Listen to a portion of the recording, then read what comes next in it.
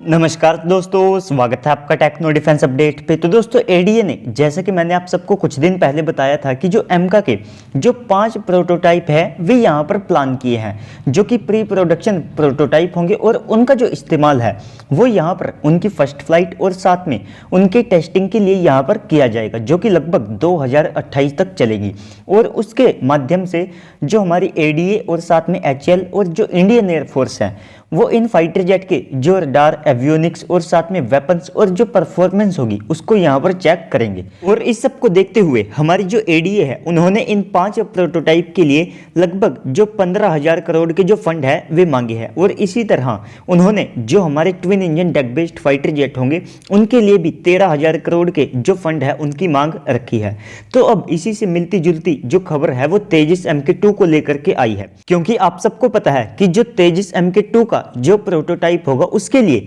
जितने भी जो सब सिस्टम है या जो कंपोनेंट्स है उनकी जो डिलीवरी है वो एचएएल को इस साल के जो अप्रैल मंथ है वहां से मिलनी शुरू हो जाएगी। और दोस्तों अब आपको लगेगा कि अब से क्यों नहीं हो रही है, तो देखिए दोस्तों बहुत सारे जो सिस्टम है वे बन करके ऑलरेडी यहाँ पर तैयार है, अब केवल उनको यहाँ पर डिलीवर करना है। कुछ ही यहाँ पर ऐसे सिस्टम है जो अभी के लिए बन करके तैयार नहीं हुए हैं, तो अब सारे जो सिस्टम है वे अप्रैल से उनको मिलना शुरू हो जाएंगे। तो इसके बाद जून तक उनको अपना जो मिड और साथ में जो रेयर फ्यूजलाज होगा वो यहाँ पर मिल जाएगा, जिससे कि वे जो जिगजैग असेंबली है उसे यहाँ पर शुरू कर सकेंगे। और जो तेजस MK2 के लिए जो फंड्स हैं वे पहले ही यहाँ पर दिए जा चुके हैं। लेकिन दोस्तों अब जैसा कि एडीए ने यहाँ पर लगभग जो 4 तेजस MK2 हैं वे प्लान किए हैं, तो बाकी के 2 और जो तेजस MK2 होंगे उनके लिए अब एडीए सरकार के सामने और जो फंड्स है उनकी डिमांड करेगी, जिससे कि जो 4 प्रोटोटाइप है उनको यहाँ पर बनाया जा सके और उनसे जो टेस्टिंग है उसको कंडक्ट किया जा सके।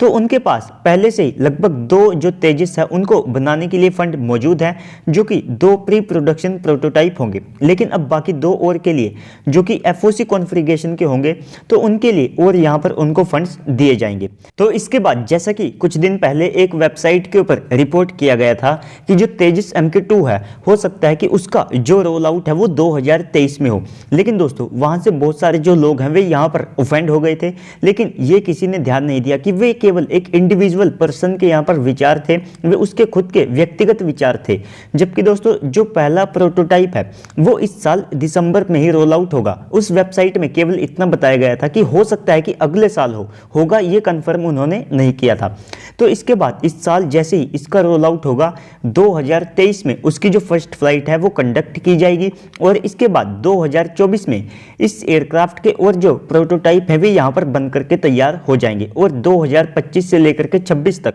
जो 2 और FOC कॉन्फ़िगरेशन के जो तेजस MK2 है वे यहाँ पर डिलीवर हो चुके होंगे। तो दोस्तों जो एडीए है उनको पहले ही जो लगभग 8 GE के F414 इंजन है वे यहाँ पर मिल चुके हैं। तो दोस्तों लगभग उन्होंने 8 इंजन की डिलीवरी ली है। तो 8 इसलिए क्योंकि सबसे पहले तो कुछ जो इंजन है वे यहाँ पर रिजर्व के लिए रखे जाते हैं कि अगर एक इंजन में फॉल्ट आ गया तो हम जो बाकी के इंजन है उनका यहाँ पर इस्तेमाल कर सकते हैं। जैसे कि हम खरीदे तो 83 तेजस MK1A रहे हैं, लेकिन एचएएल ने जो GE है उनको लगभग 100 इंजन के जो ऑर्डर हैं वे यहाँ पर दिए हैं, जिसको हमने लगभग $750 मिलियन US में उन इंजन को खरीदा है। तो इस सब के बाद जो GE के कुछ जो इंजीनियर्स हैं वे इंटीग्रेशन के लिए भारत में आ जाएंगे, जो कि इंटीग्रेशन में मदद तो करेंगे, साथ में जो इन इंजन्स की निगरानी है उसको भी वे यहाँ पर करेंगे। तो दोस्तों अगले साल इसके जो लो टैक्सी ट्रायल्स हैं और साथ में हाई स्पीड टैक्सी ट्रायल हैं और इस सब के बाद जो इसकी फर्स्ट फ्लाइट है उसको यहाँ पर प्लान किया है और उसको अगले साल यहाँ पर कंडक्ट किया जाएगा।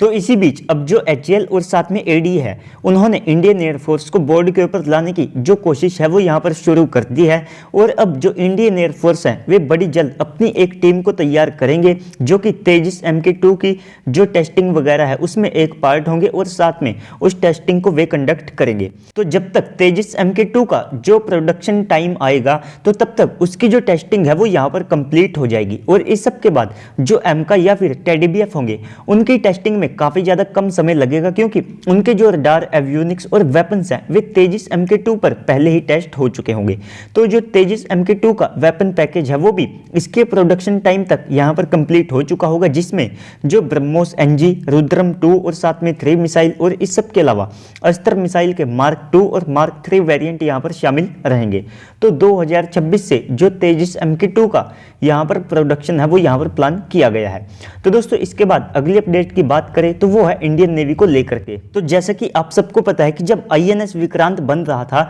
तो उस समय जो हमारी इंडियन नेवी है उन्होंने लगभग जो 57 कैरियर बोर्न फाइटर जेट है उनके लिए अपनी डिमांड को सामने रखा था। लेकिन उसके बाद भारत का आत्मनिर्भर भारत सामने आया और साथ में जो टेडी BF है वो यहाँ पर एक फाइटर जेट के तौर पर सामने आया। तो उसके बाद इंडियन नेवी ने ये जो डिमांड है ये घटा दी थी, लगभग 37 तक ये कर दी थी। लेकिन अब इंडियन नेवी ने दोबारा से टेडी BF को ध्यान में रखते हुए ये जो डिमांड है इसको अब 26 फाइटर जेट तक कर दिया गया है। तो दोस्तों इसी के बीच अपडेट ये निकल करके आई है कि जो बोइंग है और साथ में इंडियन नेवी है, इन दोनों के बीच जो FA-18 सुपर हॉर्नेट है उनको लेकर के जो डील है वो यहाँ पर हो सकती है, जिसमें जो इंडियन नेवी है वो राफेल की बजाय लगभग जो 26 FA-18 सुपर हॉर्नेट के ब्लॉक 3 वेरिएंट है उनको यहाँ पर खरीद सकती है। क्योंकि जो FA-18 सुपर हॉर्नेट है वो अपनी कुछ खूबियों के कारण इस डील में अच्छे खासे दावेदार के तौर पर सामने निकल करके आया है, जिसमें सबसे बड़ा एडवांटेज तो उसके फोल्डेबल विंग्स को लेकर के है। तो ये जो डील है ये लगभग 4.6 बिलियन US$ में होने का एस्टिमेट है। और इसके बाद जो बोइंग इंडिया है उन्होंने अपनी वेबसाइट में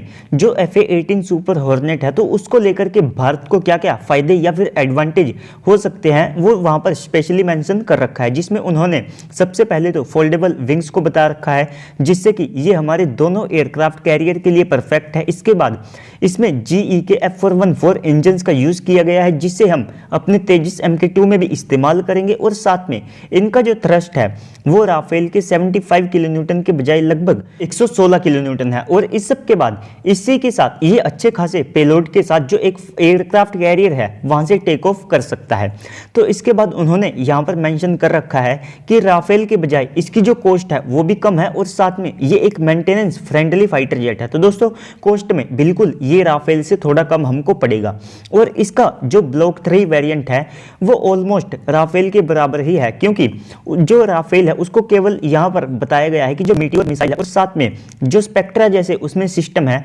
उनकी वजह से थोड़ी सी एडवांटेज रखता है, लेकिन कुछ ज़्यादा दोनों में डिफरेंस नहीं है। जो ब्लॉक 3 वेरिएंट है वो ऑलमोस्ट राफेल को टक्कर दे सकता है। तो इस सब के बाद उन्होंने डिलीवरी को लेकर के यहाँ पर बता रखा है कि भारत को डिलीवरी को लेकर के कोई भी टेंशन लेने की कोई आवश्यकता नहीं है, हम जल्द से जल्द भारत को इन फाइटर जेट की जो डिलीवरी है वो कर सकते हैं। और इसके अलावा आप सबको ये भी पता है कि जैसे ही हमने अमेरिका से कोई वेपन खरीदा है और हमें एकदम उसकी इमरजेंसी की जो आवश्यकता है वो आन पड़ी है, तो अमेरिका ने अपना जो बेड़ा है वहां से निकाल करके हमें वेपन्स को प्रोवाइड कराया है। लेकिन अगर आप बात करें यहाँ पर राफेल फाइटर जेट की, तो देखिए दोस्तों उसे भी थोड़े से एडवांटेज यहाँ पर है, परफॉर्मेंस में तो बिल्कुल है, लेकिन इस सब के बाद हम उसे पहले से ही इस्तेमाल कर रहे हैं तो हमें ट्रेनिंग या फिर उसके लिए जो शेल्टर वगैरह है वो ज़्यादातर यहाँ पर बनाने की आवश्यकता नहीं पड़ेगी। और इस सब के अलावा अगर हम उन्हें इंडियन एयरफोर्स की डील के साथ यहाँ पर लेते हैं तो वे हमें सस्ते भी पड़ सकते हैं। और इसके अलावा जो फ्रांस है उन्होंने हमें लगभग 40% तक का